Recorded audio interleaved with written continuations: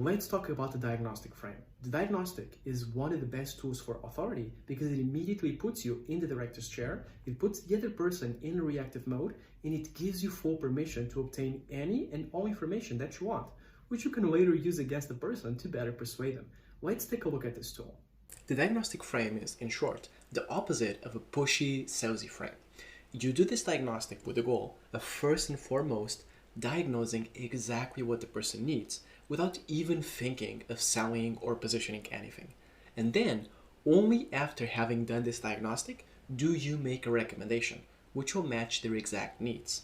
By doing this, you come across as an objective third party that is not trying to sell or force anything, just diagnose the problem and help address it.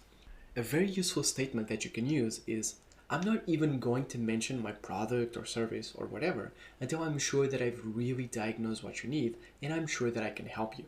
By the end of this diagnostic, either they are a perfect client or target for you and you then position something, or you redirect them to somebody else. One of the great points of the diagnostic tool is that by asking for permission to diagnose the issue, you give yourself carte blanche to ask any information you want from the person, no matter how important or how personal. It immediately puts you in authority mode. If you want to maximize its effect, ask for explicit permission from the person to make the diagnostic. Saying something like, if you allow me, I'm just going to ask a couple of questions to really make sure I can help you. Is that okay? Once this diagnostic is done, be aware of recommending something that is not a fit. The reason for this is the following. The diagnostic assumes a frame of you being an objective third party, a trusted advisor that the person can rely on.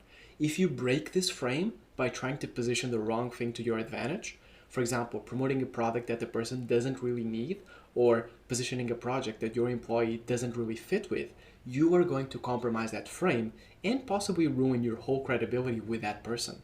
So just make sure that your recommendation is at least somewhat a fit with what the person really needs. One thing which will help later is when presenting a product or service or value proposition is in the cases where you have a complex proposal with multiple parts, recommend only the useful ones and charge only for those. This is the type of move that works very well in establishing trust and a good relationship.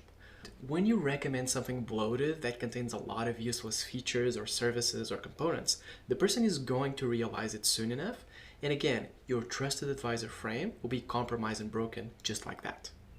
Of course, that recommending only the useful parts and charging for them hurts. It's less money, or in case it's not a sale, it's less value that you obtain from the other person.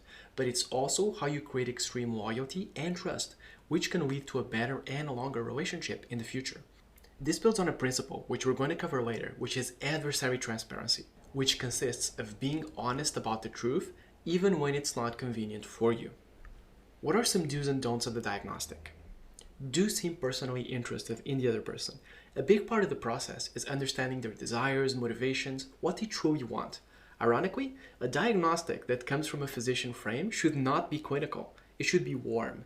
Use empathy and sound interested to obtain more useful information. Do not insist if the person is not open to sharing information. Some dominant personality types like to waste no time and provide zero information. And in those cases, insisting is only going to irritate them further. In those cases, have the courage to fly blind. You'll use other tools later. So as we just saw, the diagnostic tool is an excellent tool to obtain all information that you want from the person, which you can later use against them, but also to immediately put yourself in a position of authority and make the person react to you.